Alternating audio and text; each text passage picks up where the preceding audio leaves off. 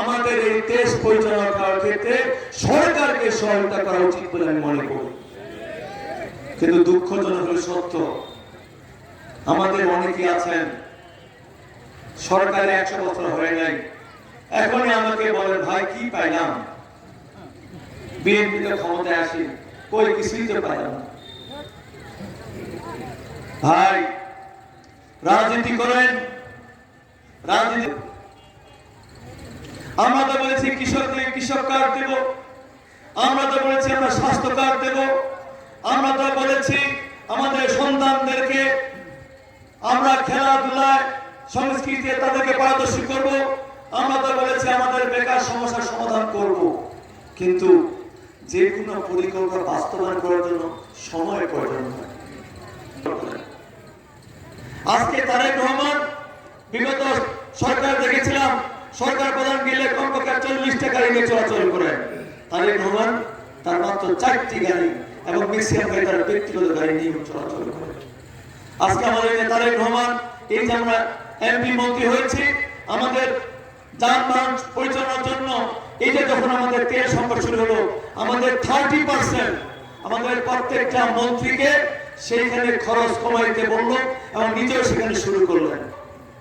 আমরা সরকারি ভাবে কতবার আপনাদেরকে চাল অনুদান দেওয়ার চেষ্টা করেছি, হয়তো অনেকে পেয়েছেন অনেকে পাননি, কিন্তু আমরা কিন্তু সরকারি ভাবে প্রায় 6 বার এই বদা উপজেলার পৌরসভায় কিন্তু আমরা সে অনুদান দেওয়ার ব্যবস্থা করেছি। বিগত দিনে কোন সরকার কি পারেছিল এইভাবে সহায়তা করার জন্য? পারেছে কেন? একমাত্র আমাদের তারেক রহমান নীতি ধারণ করেছি।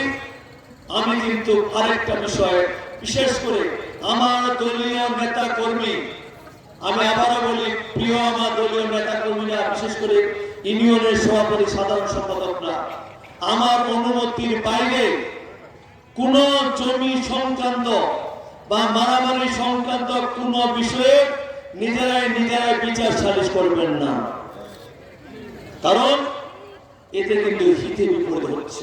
আমি বিনয়ের সঙ্গে বলছি, আজকে দেখেন এই যে আমি রাজনীতি করি, আপনারা সবাই কম বুঝেন, প্রতিনিয়ত আমার কাছে কমপক্ষে 40 জন 50 জন 100 জন মানুষ বিচার নিয়ে আসেন। আমি কখনো বিচার করি? আমি কখনো বিচার করি না, বিচার করার মালিক আমি না। আমি থানায় দেখা দিই, ইউনোকে দেখা দিই, যেখানে যেখানে দেখানো দরকার সেইখানে আমি হস্তান্তর করে দিই। এতে ওই মানুষটা হয়তো বলবে মন্ত্রী সাহেব বিচার করুন না, কারণ আমার তো বিচার করার দায় নয়, আমি তো বিচার করার এখতিয়ার নই। আজকে এই জন্য বিষয়গুলো আমার যখন ইউনো, আমি তো মন্ত্রী, আমি কিন্তু পারি, কারণ আমি সরকার। কিন্তু আপনি তো আমার দলের নেতা, আপনি তো পারেন না, আপনি যাচ্ছেন কেন করতে? এটাই বাস্তবতা। কাজে যদি এই বস্তু ধারণ করেন তো অবশ্যই এটা মাথায় রাখার চেষ্টা করেন। আর যদি লুকোচুরি করে কিছু বিচার সালিশ করেন, আমি যদি প্রমাণ পাই, আজকের আলোচনার সময় দাঁড়িয়ে বললাম আপনাকে দল থেকে অব্যাহতি দেওয়ার ক্ষেত্রে 1 মুহূর্ত আমি দেরি করবো না, এটা আমার সিদ্ধান্ত। তারা কিন্তু 12 ফেব্রুয়ারি নির্বাচনে নিশ্চিত বিজয়ী হবে বলে সরকার গঠনের সর্বরকম প্রস্তুতি নিয়ে ফেলেছিল। 71 পূর্বে যেমন এই বাংলাদেশকে নিয়ে ষড়যন্ত্র করেছিল, 71 পরবর্তী যে ষড়যন্ত্র করেছে, এখন তারা আরো বেশি বেশি করে বিভিন্ন রকম ষড়যন্ত্র করার চেষ্টা করছে। ওই সরকারটা কেমন ছিল?